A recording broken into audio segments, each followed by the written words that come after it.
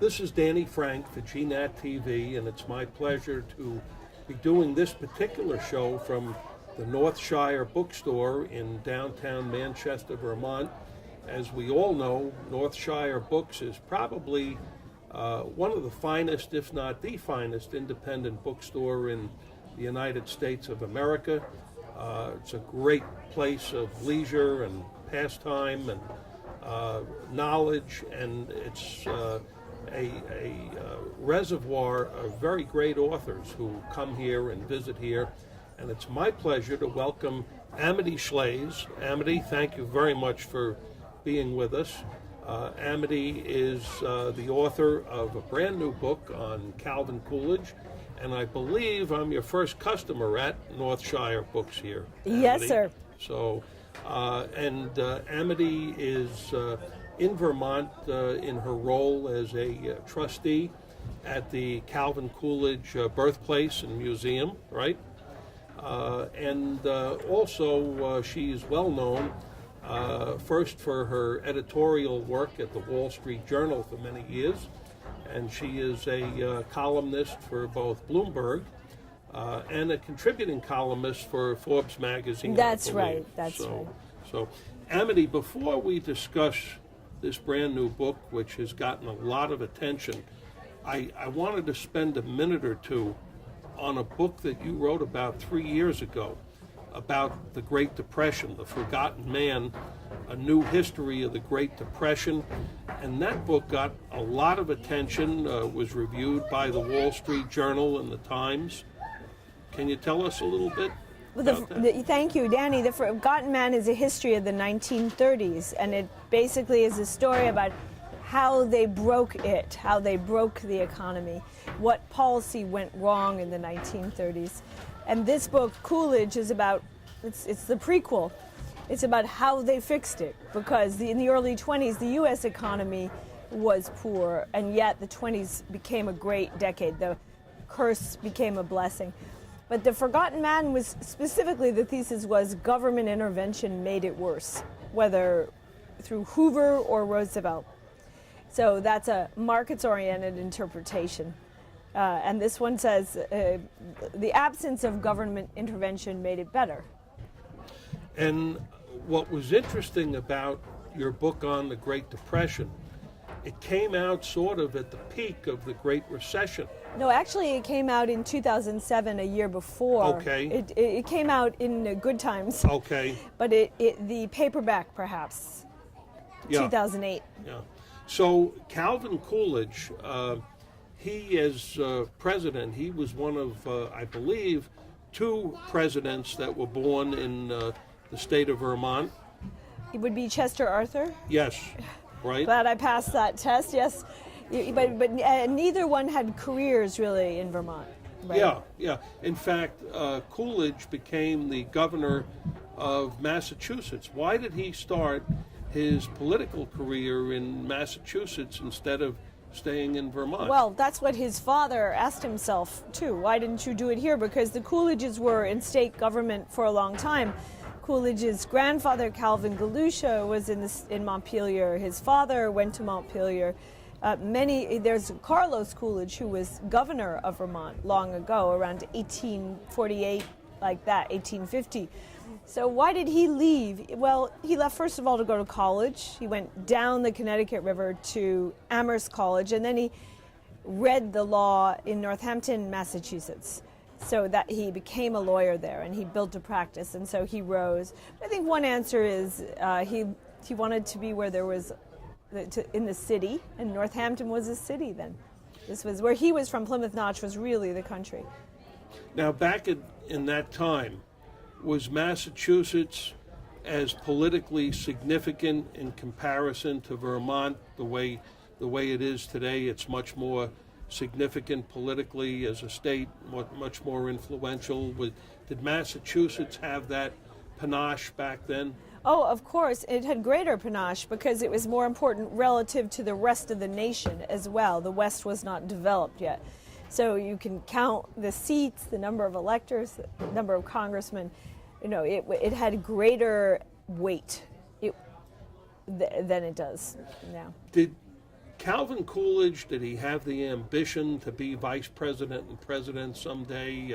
How did he get picked on the ticket for Warren Harding? Well, he had ambition, and he rose in Massachusetts. This is a man who held office every year, so you see him as mayor of Northampton, even applying to running for office in the school district, state senator, state representative, president of the Senate, governor of Massachusetts. And it was as governor of Massachusetts, after a long career as a politician, Danny, that he had an important political event happened, which is the Boston police strike in 1919. And you want to sketch the scene. What was that? What happened? Imagine soldiers coming back after the war, hungry, underpaid, having served very well, not really rewarded, the policemen, rats in the station houses chewing on the helmets, right?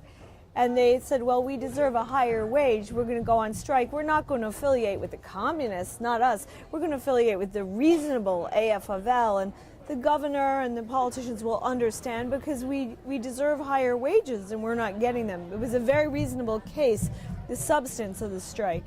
But they didn't get that, at least not fast enough. And they did go on strike. And Coolidge, you want to know too, these were Irish Americans mostly.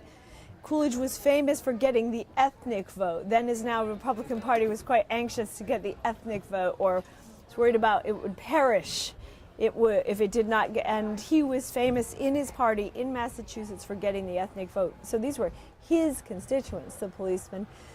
And yet when the policemen went on strike, there was anarchy in Boston, and people were hurt and killed, and guns went off, and riots, and governor called in the guard, and he did fire the policemen from their jobs. And that was quite dramatic, and dramatic for him. Imagine firing your own constituents 2 months before the election. This is early September, and it was hard to do, but he said, you can't strike against the public safety. It's a famous statement he made. No right to strike against the public safety by anyone, anywhere, anytime.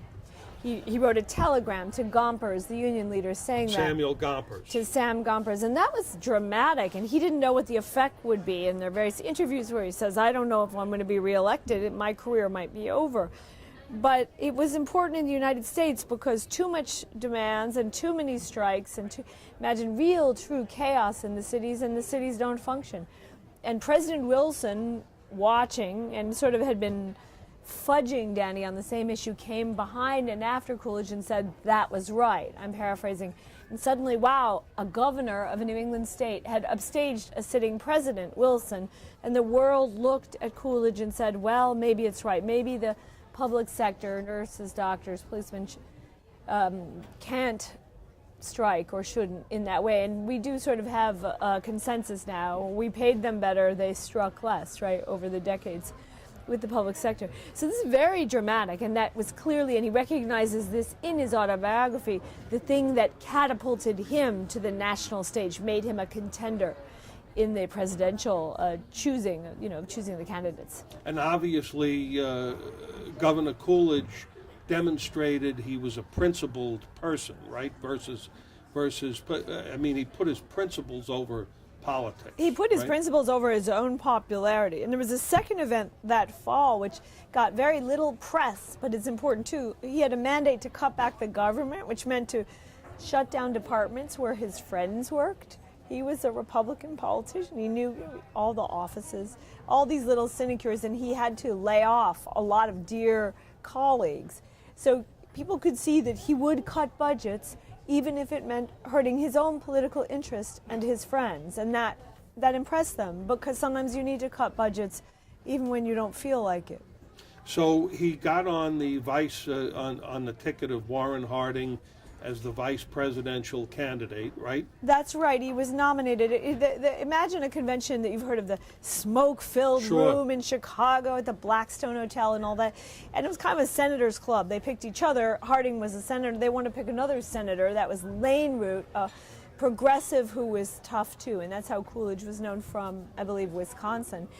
And there was a kind of groundswell named Coolidge. Someone named Wallace McCammon from the West nominated Coolidge because he was a governor. He wasn't in the Senate club. So that made him different, didn't it? And he kind of wanted the presidential slot, but he had a little problem, which is the absolute dean of the Massachusetts delegation was Senator Henry Cabot Lodge, and Lodge didn't favor him. Can you imagine you want the presidential nomination and the important person from your state isn't even going to have the delegation before Sure. you? So that deeply undermined him. And Lodge was a very influential Oh my senator God. back He was then, the sure. senior one, and it was nasty of Lodge because Lodge had lured him on earlier and said, "You're just about the right age for President Calvin." Lodge was older. Lodge was a narcissist, if you want to type him. We all know him, right? So he would play with people depending on his mood, what served Lodge. And Lodge got to the convention, forgot all about Coolidge, maybe decided he was too uncouth. There was a big rivalry in Massachusetts between the Western people and the Boston people. And the Boston people looked down their noses at the Western people. Coolidge was definitely a Western person, a swamp Coolidge, not a Harvard Coolidge. And at that time, that was a big difference. And he trashed Coolidge's opportunity. So that was a little bitter. I just bought a copy of a telegram, a disappointed telegram from Coolidge because trying to get over the hurt of that. But he did go. He was a good team player. He became vice presidential candidate, and Harding Coolidge won. We're talking with Amity Shlaes.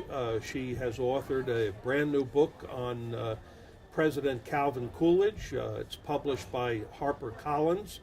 And Amity is a columnist for Bloomberg News, and also a contributing columnist for Forbes magazine. And she is very active with the Coolidge Museum in Plymouth Notch, Vermont. And Amity, with President Harding, who served, I guess, about 2.5 years as president, and then he died, and there were a lot of scandals in his administration, I believe, the Teapot Dome scandal, and yet that did not seem to have traction or association with Vice President Coolidge, right? Well, that's right. They ran on a mean ticket of normalcy, meant make everything normal so business can operate, and cut. But it undermines your campaign to cut and be austere if your own colleagues are taking kickbacks, doesn't it? It undermines the credibility of the endeavor. So two endeavors that were kind of squandered, that were lost because of Harding's sloppiness. We don't have evidence he personally benefited. It was the people around him, where he wanted to privatize oil. Well, that's a good idea. The price of oil was high. The government needed money. That meant people would have to pay less taxes if you privatized the Navy reserves. Nothing wrong with that. But the fashion in which he did it was handing out contracts to friends, or friends handing out contracts to friends. So instead of privatization, it became known as Teapot Dome, right? The scandal. So that hurt the whole concept of privatization, especially related to power, and he was for privatization. So he hurt himself, and there was a parallel issue, even more tender, with vets. Vets needed money. There was no Social Security. They wanted a bonus. They deserved some. The bonus was really a pension, like Social Security. And Harding and Coolidge said, no, but we will build hospitals for the vets. A lot of the vets were disabled. 1/3, there were no antibiotics then. People were missing limbs and so on. But then the hospitals that they built took kickbacks. The man they named, Charles Forbes, to run the Veterans Bureau, really took kickbacks. So the vet said, why don't you pay me directly? You're paying your friends instead. That undermined the Republican case for no entitlements. So he was a bad politician in that he squandered political capital, and you saw the inconsistency in self. Harding is a very lovable man. I hope you have Harding's biographer when he comes, Jim Grant here. And Coolidge liked him too. He was big-hearted to Coolidge, had him in the cabinet, sit in the cabinet meetings. Vice presidents don't always. But it bugged Coolidge because Coolidge was so upright. And the reason he was upright was not just because he was tight, from Vermont, from a place with, but also because he didn't want to squander his capital with scandal. If you behave poorly, you distract attention from your cause, especially if your cause is a virtuous one, right?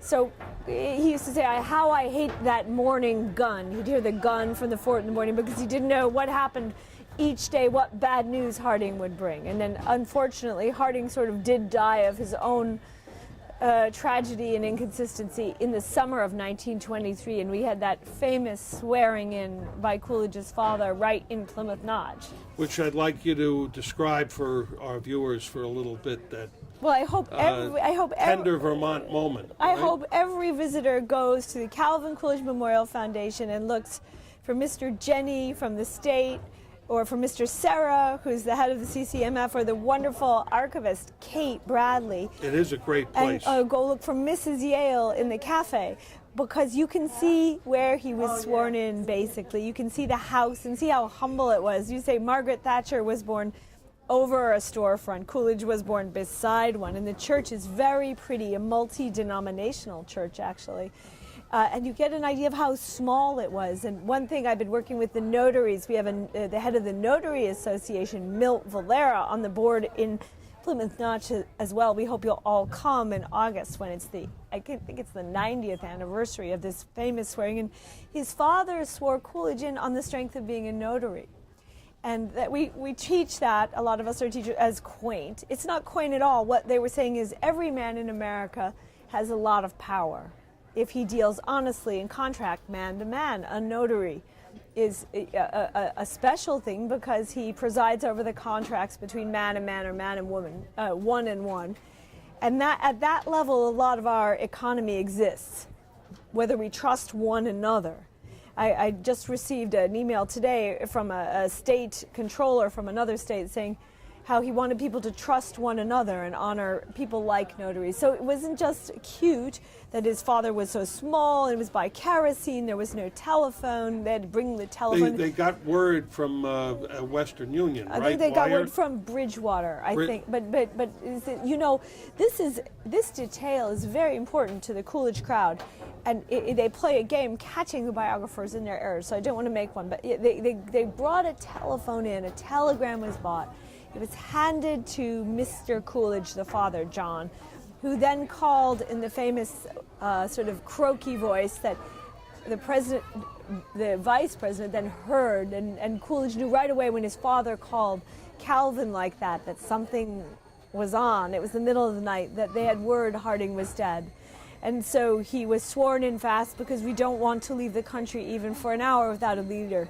Very much actually, like Theodore Roosevelt, who galloped along to be sworn in, I think in Buffalo or someplace like that, from a Vermont retreat when the time came with McKinley. So this respect for continuity, this respect for humility, that we do things small and well in Vermont and in the United States, was so evident, and put his presidency on made a good start for the Coolidge presidency, which had to restore the office from its damage under Harding. Now, President Coolidge, he went to Washington, within a day, I guess. He took the train. Right? He took the train. And someone wrote me that his father or grandfather got to interview. It's on my Facebook page. We have a Facebook-like Coolidge page. His father got to interview Coolidge on the train. Coolidge was pretty informal about it. And that was when Coolidge said, "I think I can swing it." And he was ready, because he'd been in all these, other people have hobbies. Someone asked him, "What is your hobby?" "Running for office was my hobby." And I think very much, Danny, frankly, it does come from the Vermont tradition. The most beautiful book in the world is the correspondence between Calvin, the man who became president, and his father, your son Calvin Coolidge, because you can see him advising his father when his father again became a state lawmaker in Montpelier. For example, he told his father, "It's better to kill bad bills than to sign good ones." Imagine, like a mayor of Northampton writing a lawmaker in Montpelier. They had this whole tradition, very humble but very upright, of how you govern without intruding upon people, with respect for office, that they then brought to Washington, and that changed Washington. Now, one of the moments or episodes in President Coolidge's approximately 5.5-year period that he was president, the historic flood in the state of Vermont was a major crisis, and it was just coincidental, I guess, that he was from Vermont and he was the president. Well, right? it's even more violent and dramatic than that. you know how it is now. We've just had this terrible flood here. I live in New England too. And when a flood happens, and before that we had Katrina, and we are all debating how, and then we had the recent New York flood where I live there too. So we all debate how much money should the government send, or what is the role of Washington versus the state, blah, blah, blah.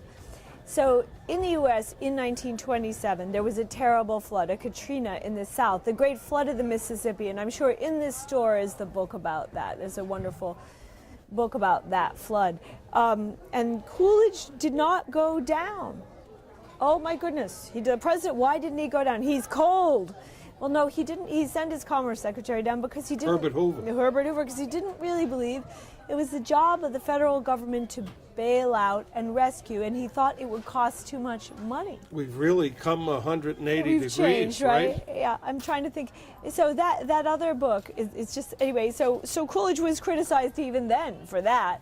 And he did. It's not that he didn't do anything. He led the Red Cross. That was, and so on. But he didn't believe we have a big new infrastructure law. Oh no! And Thaddeus Caraway, a lawmaker, I think from Missouri, said, "Well, if Coolidge were, if this were happening to his state, his region, I'm sure he would call a special session and so on and spend money. But he just can't grasp it when it's the South." And then, lo and behold, Coolidge loved Vermont very much. It did happen. Retribution, just the worst thing in the world. The same thing that had happened in the South, the flood of the Mississippi, happened here in the autumn of 27. And if Coolidge was going to reject federal support for emergency infrastructure funding, just as now, he could not go to Vermont, and he did not. Oh my God. What a cold man. What a rat. The very deputy governor was swept away by the waters in Montpelier. We've seen the pictures of that flood. We looked at them again recently. It was terrible. Some people say per square inch it was worse than what happened in the South. The Christmas trees were on the railroad. We all know the story. So what a fish, right? What a jerk. And they're wonderful stories. If you go back in Genealogy Bank, you can find them on Ancestry because you can access the newspapers now. Or you go to your library with the searchability of the PDF, you can see it was quite a debate. Coolidge didn't go, and old ladies knitted him wristlets to keep his wrists warm that were basically their way of saying, "You should get yourself up here, sir, Mr. President." And he didn't go. So, but he was also able to hold off the worst of the infrastructure spending because of the consistency. This is the pain of office. You say you're going to do something, and you have to live up to it, don't you? Amity Shlaes, in our remaining minute, I know that, of course, Herbert Hoover succeeded Calvin Coolidge when Coolidge decided not to run. And, of course, we all know that led to the Great Depression during President Hoover's period. Again, another book that you had written several years ago. Would Coolidge, if he had been president during the Depression, would he have done anything differently than President Hoover? Oh yes, I can name three things. Hoover was in the same party as Coolidge, but he was far more activist. He was like Roosevelt or Theodore Roosevelt or Franklin. So things Coolidge would not have approved of and didn't, although he didn't say it. He didn't like to criticize other politicians. That's the great thing about him. We can learn just the civility. He would not have said raise wages, because Hoover said let wages go up so people can spend money, stimulus. Coolidge didn't really like that idea very much. In other depressions, wages went down, but people kept their jobs. There's a trade-up. When you force wages up, well, people don't want to hire, do they, except to pay high wages. I think he would not have raised taxes so easily. The tax rate went up dramatically into the 60s from 25. He would have perhaps done it, but not so easily. And he wouldn't, Coolidge said, action from government now, Washington. So Coolidge assigned the federal government the job of fixing the market after the crisis. Coolidge would not have done that, for better or for worse. And what we do when we look at this book is ask ourselves, is what Coolidge would have done, what he suggested, absolutely worth dismissing, or should we re-examine it just a little bit? So, Amity Shlaes, distinguished journalist and distinguished author. I want to thank you for being here at Northshire Books in Manchester, Vermont, and I know you have a great association with the Coolidge Museum, and I hope a lot of people go out and buy your book. I see even Paul Volcker recommended your book. Oh, right? thank you. Yes, the big question now is money. So, Money. and also Amity's book is on audio. You can buy the audio version. And thank you for being with us, Oh, Amity thank Shlaes. you so much, Mr. Frank. So this is Danny Frank for GNAT TV.